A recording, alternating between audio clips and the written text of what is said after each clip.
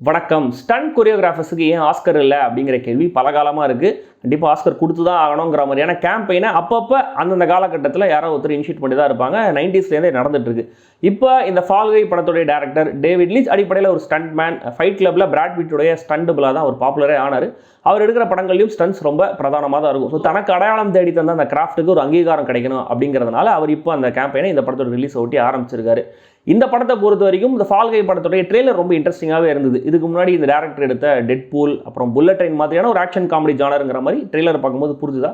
So அந்த ரெண்டு படங்கள் எனக்கு பிடிக்குன்றதுனால இந்த படம் மேலே ஒரு சின்ன எக்ஸ்பெக்டேஷன் இருந்தது. இந்த எக்ஸ்பெக்டேஷன் ஃபுல்ஃபில் ஆச்சா இல்லையா அப்படிங்கிறத தெரிஞ்சுக்கிறதுக்கு முன்னாடி நான் வேறு என்ன கேட்க போகிறேன்.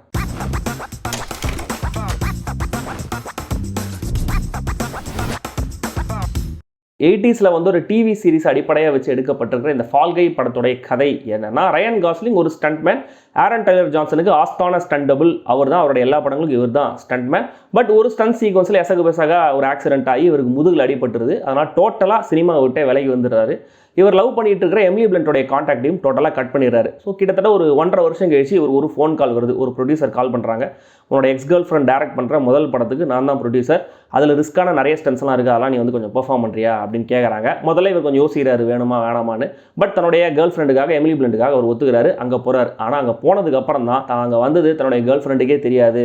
தன்னை ப்ரொடியூசர் கூப்பிட்டதுக்கான நோக்கமே வேறு அப்படிங்கிற மாதிரியான விஷயங்கள்லாம் நம்ம ஹீரோவுக்கு தெரிய வருது. இதுக்கப்புறம் என்ன நடந்துச்சு அப்படிங்கிறதான் இந்த ஃபால் கை. ஸ்கிரிப்டாக படம் கொஞ்சம் வீக்காக இருந்தாலும் இந்த படத்தை நம்ம தொடர்ந்து பார்க்க இந்த படம் நம்மளுக்கு அப்பீலாக ஒரு முக்கியமான காரணம் எமிலி பிளண்ட்டுக்கும் ரயான் காஸ்லிங்கும் இருக்கிற அட்டகாசமான கெமிஸ்ட்ரி.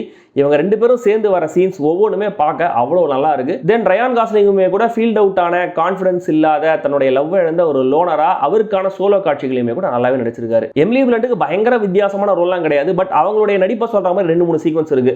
ஒரு சீனில் ஷூட்டிங்கில் அவங்க ஷூட்டிங்கோட கதையை சொல்கிற மாதிரி தன்னுடைய பர்சனல் ஃபீலிங்ஸ்லாம் சொல்லி ரயானை கொளுத்தி விட்டுட்டே இருப்பாங்க.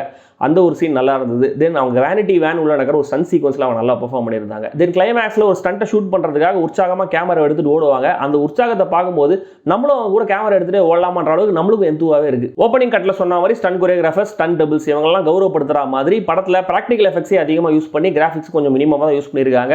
அதோடைய மேக்கிங் என்னங்கிறத டுவர்ட்ஸ் ஏன் நம்மளுக்கு காமிக்கிறாங்க.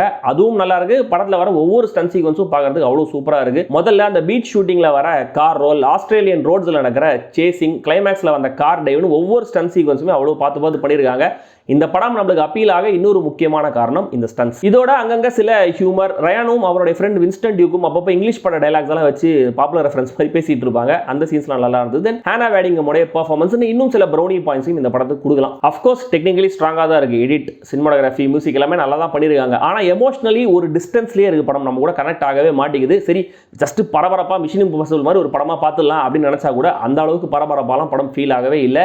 ஏன்னா ஹீரோவுக்கான அந்த த்ரெட்டுங்கிறது அவ்வளோ த்ரெட்டனிங்காக இல்லை, ஆர் த்ரெட்டனிங்காக சொல்லப்படலை. எப்படியும் அவர் ஒரு ஸ்டண்ட்மேன் எல்லாத்தையும் சர்வே பண்ணுவாருன்னு தோன்றதுனால அவருக்கு வர பிரச்சனைகளும் சரி, அவர் அதை ஓவர் கம் பண்ணுறதும் சரி அவ்வளோ எக்ஸைட்டிங்காலாம் இல்லை. கொஞ்சம் போஃபிங்கர் படத்துடைய கிளைமேக்ஸை ஞாபகப்படுத்துகிற மாதிரி இந்த படத்துடைய கிளைமேக்ஸுக்கு ஒரு லீடு கொடுக்குறாங்க. ஆனால் அங்கே அதை பண்ணல, வேற ஒரு விஷயம் தான் பண்ணியிருக்காங்க. ஆனால் அதுவும் கொஞ்சம் ஸ்டேஜிங்காக சுமாராக தான் இருந்தது. Actually Ryan Gosling, Emily Blunt நடுவில் இருக்கிற லவ் ஸ்டோரி, தென் ஒரு ஸ்டண்ட் மேன் ஃபீல்ட் அவுட் ஆனால் அடிப்பட்டா அவரோட நிலைமை என்னங்கிற மாதிரியான விஷயத்தில் கொஞ்சம் எமோஷனல் டெப்த் இருக்குது. அதை ப்ராப்பராக எக்ஸ்ப்ளோர் பண்ணியிருக்கலாம். ஆனால் அதையும் மேலோட்டமாக தான் டச் பண்ணிட்டு போயிருக்காங்க. ஸோ இந்த படத்தில் நடிச்சிருக்கிற Aaron Taylor Johnson, Stephanie Hsu, Teresa Palmer மாதிரி இந்த ஒரு ஃபேக்டரும் வீணடிக்கப்பட்டிருக்கு. மொத்தத்தில் இந்த ஃபால் கை இயக்குனர் டேவிட் லீச் எடுத்த அட்டாமிக் பிளாண்ட், ஹாப்சன் ஷா அளவுக்கு வீக்கான படமாக இல்லைனாலுமே கூட கொஞ்சம் சுமாரான ஒரு படம் தான். எப்படி அவர் ஒரு படம் விட்டு ஒரு படம் பிளாக் பஸ்டர் கொடுக்குறாருங்கிறதுனால அடுத்த படம் கண்டிப்பாக பிளாக் பஸ்டர் கொடுத்துருவாருன்ற மாதிரி வச்சுக்கலாம். பட் ஸ்டில் இந்த ஃபால் கை அவ்வளோ மோசமான படம்லாம் இல்லை. கொஞ்சம் ஜாலியான ஒரு டைம் பாஸ் படம் அப்படின்ற மாதிரி சொல்லலாம். ஆனால் இதுக்காக டைம் ஒதுக்கி பாஸ் பண்ணாமல் டைம் இருந்தால் பாஸ் பண்ணுங்கன்னு சொல்கிற மாதிரி படம் இப்போதைக்கு தியேட்டர்ஸில் மட்டுமே ரிலீஸ் ஆயிருக்கு. நான் பார்த்த ஐமேக்ஸ் 2D வெர்ஷனுக்கு சப்டைட்டில்ஸும் இருந்துச்சு. என்னதான் படத்தில் ஸ்டன்ஸ்லாம் நல்லா இருந்தாலுமே கூட கண்டிப்பாக ஐமேக்ஸில் தான் பார்க்கணும்லாம் இல்லை. ஒரு நார்மல் பெரிய ஸ்க்ரீனில் பார்த்தாலும் அதே எஃபெக்ட் தான்.